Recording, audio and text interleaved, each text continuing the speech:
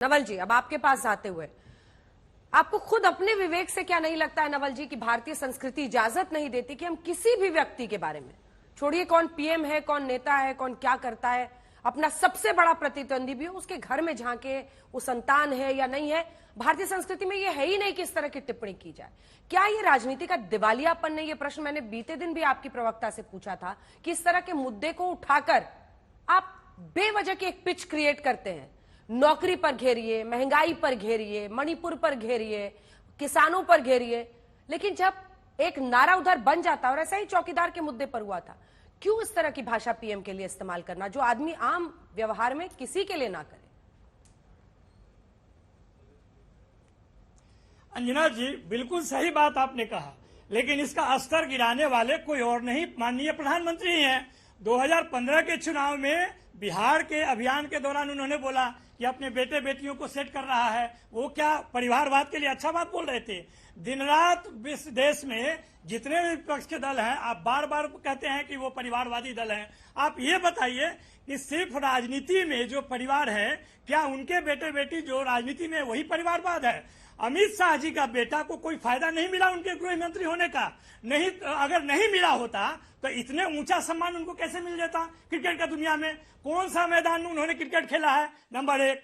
Number दो, देखिए परिवार को, यह कैसी पार्टी है जिसके पीछे एक संघ परिवार खड़ा है, उसका कोई दायित्व नहीं है, उसकी कोई जिम्मेदारी नहीं है। लेकिन आप बताइए कि परिवारवाद का सबसे फायदा संघ परिवार के लोगों को मिलता है कि नहीं? ये आपसे छुपी हुई बात है या इस देश का जनता नहीं जानता है इस बात को?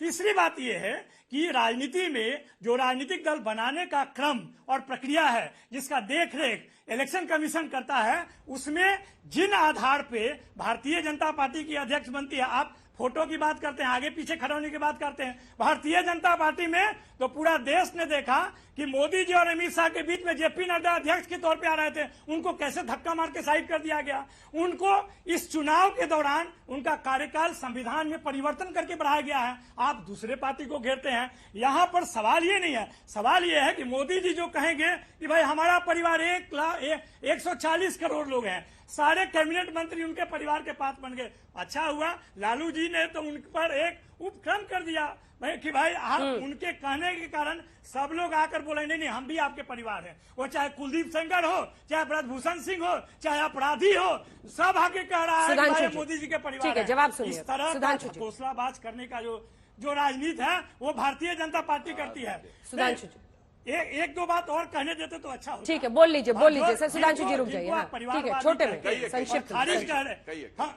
हाँ, जिनको आप कहते हैं वो परिवारवादी पार्टी जिनको आप कहते हैं, उन्होंने मंडल कमीशन को लागू करवाया, उन्होंने जाति जनगणना करवाया, उन्होंने आबादी के हिसाब से हिस्सेदारी दी, उन्होंने 17 महीने में जो 17 साल तक काम कर रहे थे उनसे ज्यादा नौकरी दी। तो जिसको आप परिवारवादी पार्टी कह रहे हैं, उनके उपलब्धियों को क्यों नहीं जोड़ते हैं? आप परिवार तो भारतीय परंपरा का सबसे पवित्र संस्था है, क्यों उस पर बार बार उंगली उठाते हैं? तो ये बता दीजिए कि जो लोग भारतीय जनता पार्टी में हैं, राजनीति करते हैं, वो अपने परिवार को गंगा जी में दफना देते हैं क्या? सुधांशु जी, बिल्कुल आपने सही बात किया, मैं जवाब दे देता हूं। माननीय प्रधानमंत्री जी ने बिल्कुल जवाब दे दिया है। परिवार का कोई व्यक्ति राजनीति में नहीं आ सकता, ऐसा कोई गैग ऑर्डर नहीं लगाया जा सकता। परिवारवाद ये होता है कि जब हम हटेंगे तो सत्ता का सूत्र हमारे में होगा। पुनः मैं एक बार एग्जाम्पल कई बार दे चुका हूं, अंजना जी आज इस शो का संचालन कर रही हैं, तो ये नहीं लग सकता कि उनके परिवार का कोई व्यक्ति पत्रकारिता में नहीं आ सकता या आज तक चैनल नहीं ज्वाइन कर सकता। परिवारवाद यह है कि वो कहें जब भी मैं हटूंगी तो मेरे शो का एंकर यानी मेरे शो का की बागडोर मेरे परिवार के व्यक्ति में रहेगी। ये होता परिवार। अरे अमित शाह जी के बेटे आपने गलत बयानी कर दी। बीच में शाउटिंग मैच नहीं। एक आपने बोलिए भाई, मैंने शांति से सुना, प्लीज नवल, मैंने शांति से सुना सर, शांति से मैंने एकदम शांति से सुना। आपकी बारी आए, मेरी बात के चिन्ह उड़ा दीजिएगा। अब मैं जवाब देता हूं। जिस आपने वीडियो की बात कही, उस समय अमित शाह जी अध्यक्ष थे और हमारे यहां परंपरा है सिर्फ प्रधानमंत्री और अध्यक्ष ही सामने जाते हैं। और आज भी आप देख लीजिए, जब अमित शाह जी अध्यक्ष थे तो सिर्फ वो उस समय कोई विक्ट्री जुलूस निकलता था तो प्रधानमंत्री और अमित शाह जी आते थे। अब आप पार्टी ऑफिस में देख लीजिएगा, जिस समय हम चुनाव जीतते हैं, जो भी पीछे बैकड्रॉप होता है उसमें अध्यक्ष और उनका होता है। बड़ी सिंपल सी बात थी। चुनाव से पहले राजनाथ जी अध्यक्ष थे तो उनका दिखाई पड़ता था। बड़ी सिंपल सी बात है। मगर मैं एक बात कहना चाहूंगा, देखिए इन्होंने जो बात कही कि मंडल कमीशन लागू किया परिवारवादियों से, मैं आज की जनरेशन को याद दिलाना चाहता हूं, सरासर झूठ है। मंडल कमीशन 7 अगस्त 1990 को लागू हुआ। वीपी सिंह 15 अगस्त के दिन घोषणा नहीं कर सकते थे। यह बात खुद कई किताबों में शरद यादव जी ने खुद लिखा है कि 9 अगस्त 1990 को देवीलाल की रैली थी और उनको इस बात का डर था कि जनता दल टूट जाएगा, क्योंकि उस समय देवीलाल का समुदाय ओबीसी में नहीं आता था और उन्हें इस बात का डर था कि वो चले जाएंगे। इसलिए 7 अगस्त 1990 को वीपी सिंह ने लागू किया। उनका उद्देश्य पवित्र नहीं था, पिछड़ों को लाना नहीं था, इसीलिए भगवान ने उनको कुछ नहीं दिया। वो जनता दल बिखर गया और हम साथ रहे। और एक बात और कह दूं, देखिए लालू प्रसाद यादव जी बहुत सयाने पॉलिटिशियन है। अंजना जी, कोई बात वो ऐसे हवा में नहीं कहते हैं।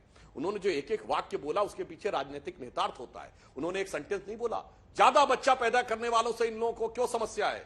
मैं समझ नहीं पा रहा हूं कि अधिक बच्चे पैदा करने वाली जो बात कही, ये लालू जी का निजी बयान है या राजनीतिक बयान है। ये उनके दिल पे चोट है या इसके पीछे वोट की ओट है। मेरा मानना है लालू प्रसाद यादव जी बहुत समझदार पॉलिटिशियन है। उन्होंने ये बात भी एक पॉलिटिकल एंगल से एक समुदाय को टारगेट करके कही है कि ज्यादा बच्चे पैदा करने वाली बात, क्योंकि हमारे यहां जनसंख्या नियंत्रण की बात आती है, तो मुझे नहीं लगता है कि वो इतने समझदार हैं कि वो केवल व्यक्तिगत बोल रहे होंगे। ये व्यक्तिगत नहीं, समष्टिगत विषय है।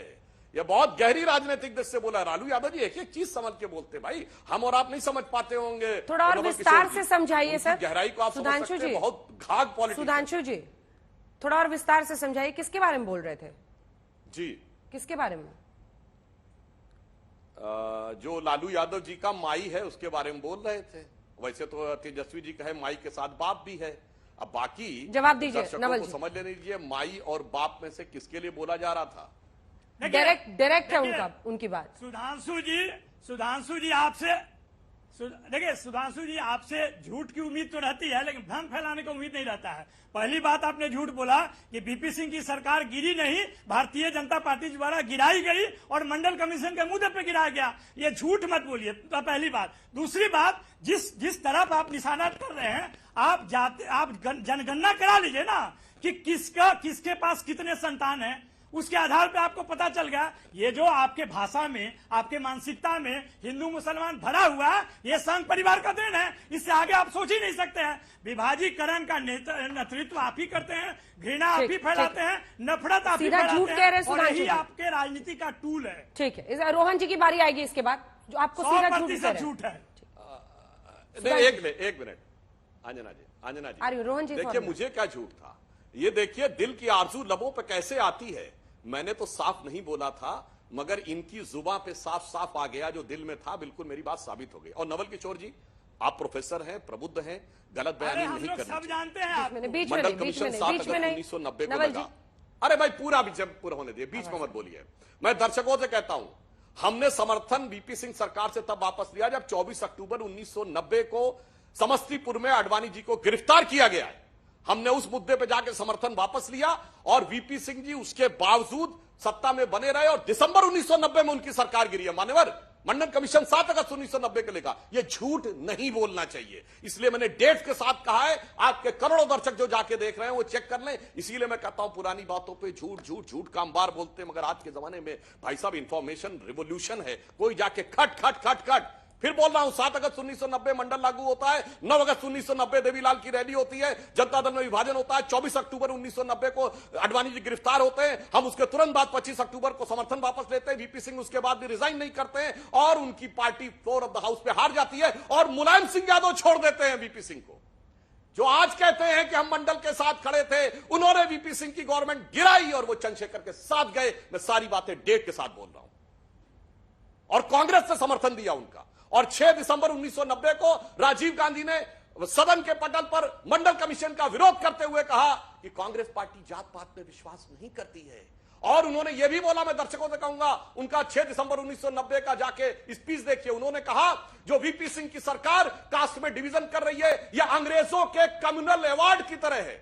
एक राज्य मैकडोनाल्ड का कम्युनल अवार्ड आया था जिसने सबसे पहले जातियों में बांटकर भारतीय समाज की गणना करी। ये राजीव गांधी का दिया हुआ बयान है। मान्यवर, आजकल सब डाटा अवेलेबल है, झांसा देना संभव नहीं है। मैं दर्शकों से कह रहा हूं एक चीज जाके एक जवाब। हम लोगों ने अयोध्या के दौरान इसकी बाकायदा डॉक्यूमेंट्री भी बनाई थी अंजना जी, और उस समय भी बात हुई थी सुधांशु जी से।